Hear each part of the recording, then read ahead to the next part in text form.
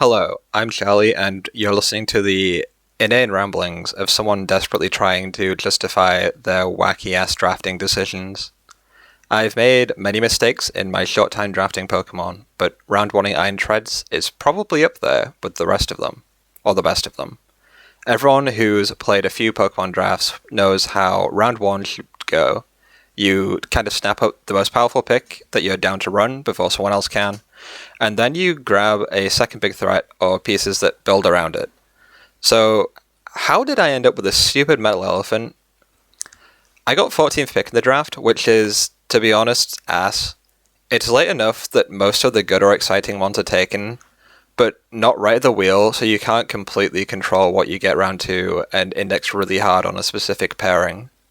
In my last 16-person Paldea draft, I took a lot of threats, and then couldn't build anything resembling a good defensive core, and was one mistake away from being swept a lot. And as we have previously established, I am a maker of mistakes. So I was like, okay, I'll get a good utility pick round 2 at my threat.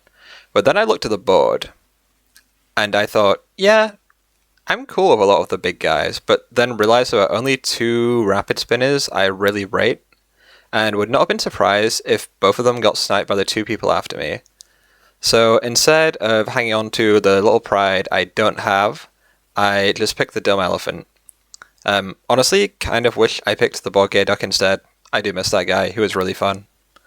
But the cool thing about treads, if such a thing exists, is that it fulfills so many roles and has so many neat resistances that you can basically go out for cigarettes for 3 rounds, and when you come back, your draft will probably still be salvageable, because Treads enables basically everything, except for Great Tusk, its wealthier and more handsome older sibling.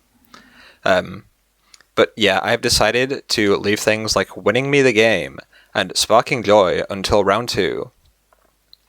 Unfortunately, I immediately failed one of these objectives, because my next pick was Enamorous, specifically Terra Enamorous, who sparks about as much joy as this is a party political broadcast by the Reform Party. I feel I should enjoy Enamorous.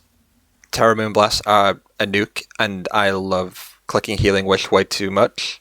I think I've KO'd my Shaman in my Usum draft more often than any of my opponents have. But unfortunately, I can't help but just fall into the comparison trap of, man, GU does this better, and it's Q2. But obviously Enamorous does benefit from things like being less one-dimensional, and actually taking a hit sometimes. So it's definitely like the STEM degree of overpriced Terra Nukes compared to the Humanities degree of overpriced Terra Nukes. It also has a iconic pairing with Treads. It really likes Tread's rapid spin support, and the resistances complement each other pretty well. And maybe most importantly of all, if you decide to sort the Pokemon by their price tags at the end of the draft, I may be able to regain some of the respect of my friends and acquaintances. That one's probably never going to happen, though. What isn't iconic about this pairing, though, is that they're both fast Fakemons. They have actually the exact same speed stat, so I guess they're twins, but either way, neither of them is winning any races, and the really fast guys are going to be able to run non-speed boosting natures against me, or run speed boosting natures in tons of bulk, which is generally a really bad time. But it's cool, right? Because there are 5 really good elite speed tier mons left on the board to save me from my predicament. Imagine my mounting dread over the next 24 hours as I watch them slowly get peeled away from me. I'm just sitting there thinking, what if I'm left with only Mickey Mouse speed, like Neuven or Electrode? Or even worse, I am Boulder, a mon who I will continuously shit-talk despite having a 0% win rate against it in my draft games. I don't know, I just have standards. Fortunately, one hero stood by me to the end. I am Bundle, my beloved. I already have a special attacking battering ram with Enamorous, so this pick might seem a little redundant, but I don't think their Pokemon have any synergy either when they're dead, so, yeah. Realistically, I did need another threat as well, considering that Treads looks about as threatening as a Saturday morning cartoon villain in some matchups. I do really like Bundle though, even if it has a 20% chance to lose you to the game at any time when you click a water move. Anyone who's tried Wonder Pick in TCG Pocket will tell you that 20% is actually 0%. But if I decide I don't want to click the 100% accurate stab move, I can just click another 100% accurate stab move, or U-turn, the only Pokemon move that is more addicting than crack. My therapist called me out of the blue after this round, saying they were worried about me. I'd only picked 2 mons that could click pivot moves by end of round 3, so there must have been something seriously wrong with me.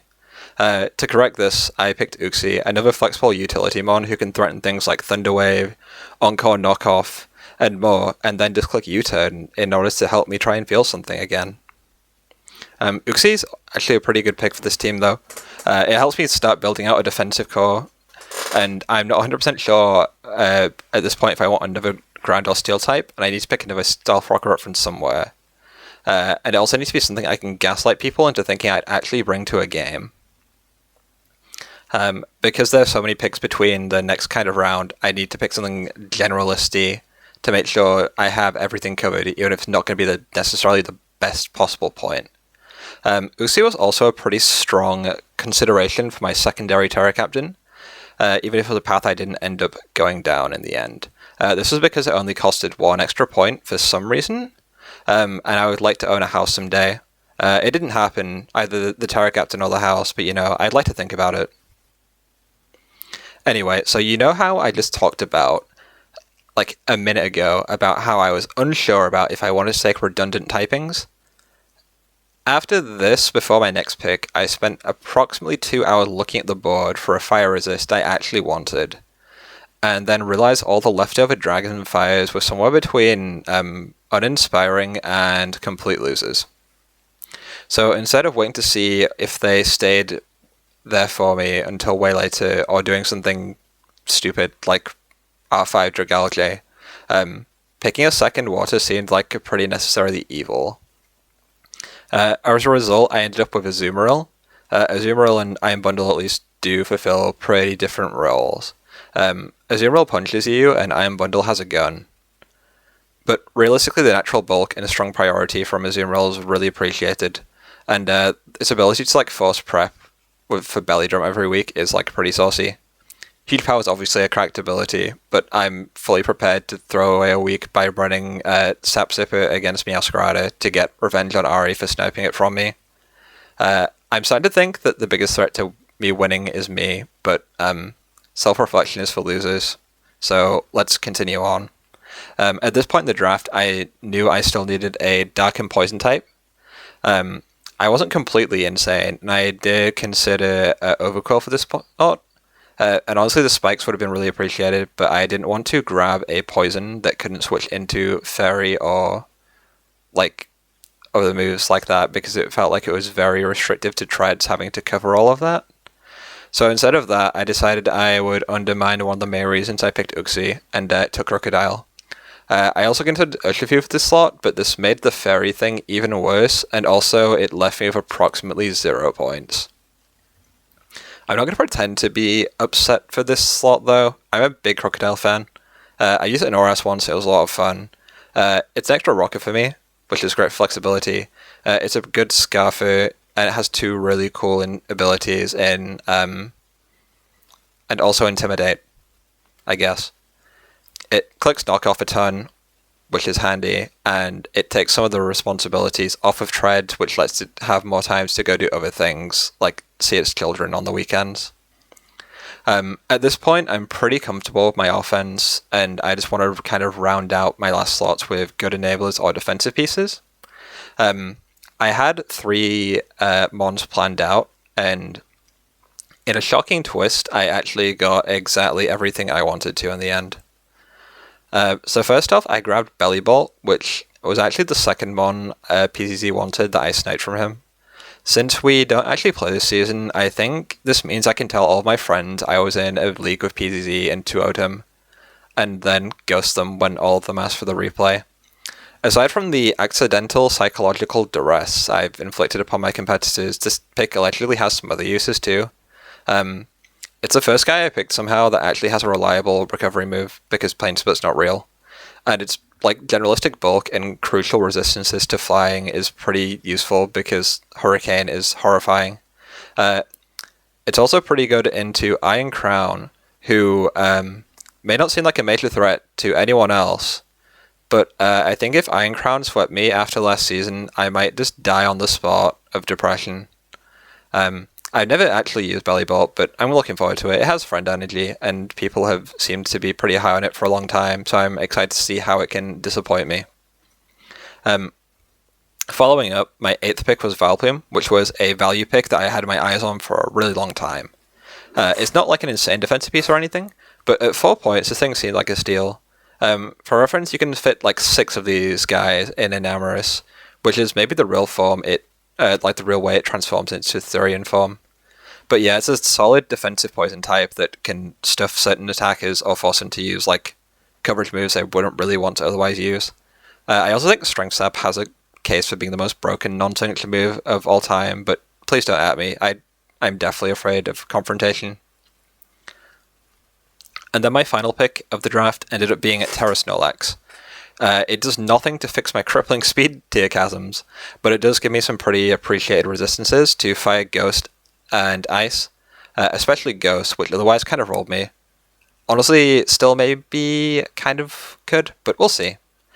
Thick Fat with Terra is really interesting, obviously, because you get to create unique resistance profiles that you otherwise wouldn't be able to get. This is like kind of a pipe dream, because Terra Enamorous is going to probably take this in most games, because I will feel like I wasted my fictional draft currency if I don't. The sunk cost fallacy is so real. I left this pick for last because I knew I wanted a normal, but Terra de Dunsparce costed the exact same amount and helped me to check the same annoying ghost types, so it seemed like the most replaceable part. In a vacuum, I think it may have actually been better than Snorlax, but Snorlax hits a little bit harder off the cuff, and I think forces more prep than de Dunsparce because it sure is a blob. I was down to go de Dunsparce at first, though. I think Tylord grabbed Snorlax and then dropped it in Grace. His loss is my gain, or if Snorlax ends up being a fraud, I can blame my season on Tylord, right? Instead of like the consequences of my own actions, right? Yeah, so now we're all on the same page for that. Thanks for listening to my first pick Treads propaganda. I don't actually have a matchup against PZZ, so I actually feel pretty confident I can take this team to new heights.